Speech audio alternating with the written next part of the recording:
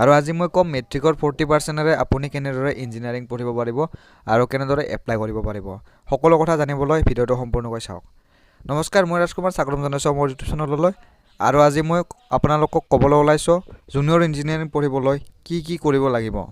প্ৰথমে আপোনালোকক কওঁ যে এয়া HSLC, HS ছায়েন্স নাইবা আৰ্টছত HS কৰিও পঢ়িব পাৰে।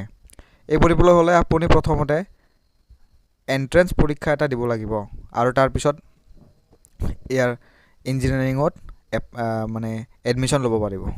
এই পৰীক্ষাত পাছ কৰিবলৈ আপুনি ক্লাছ 9 আৰু 10ৰ গণিত আৰু বিজ্ঞানৰ বায়'লজিৰ বাহিৰে যিবিলাক ছাবজেক্ট আছে সেইবিলাক পঢ়িব লাগিব, কি বোলে ছায়েন্স আৰু মেথছৰ।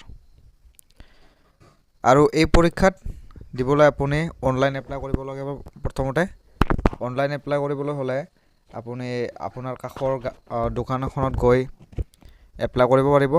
আৰু এই অনলাইন এপ্লাইৰ ডেট মই সম্পূৰ্ণ স্ক্ৰীনত দি দিছোঁ, আপুনি পঢ়ি চাওক, স্ক্ৰীনশ্বট মাৰি ল'ব পাৰে। তাৰপাছত অনলাইন এপ্লাই কাৰণে লাগিব আপোনাৰ HSLCৰ এডমিট কাৰ্ড আৰু ফটো লাগিব আৰু মাৰ্কশ্বিটখন লাগিব।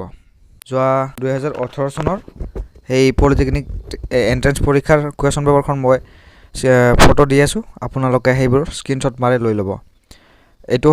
এইটো চেনেলত মই বিশেষকৈ পৰিৱেশৰ ওপৰত ভিডিঅ' বনাওঁ, প্ৰাকৃতিক সৌন্দৰ্যৰ ওপৰত ভিডিঅ' বনাওঁ আৰু চাইক্লিং ভিডিঅ' বনাওঁ আৰু মোৰ ভাল লগা কিছুমান লিৰিক্সৰ ভিডিঅ' দি থাকোঁ।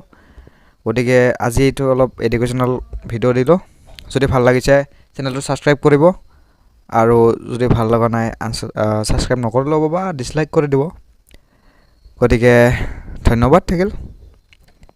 পিছলৈ এনেদৰে ছাপোৰ্ট পাম বুলি আশা কৰিলোঁ। ধন্যবাদ।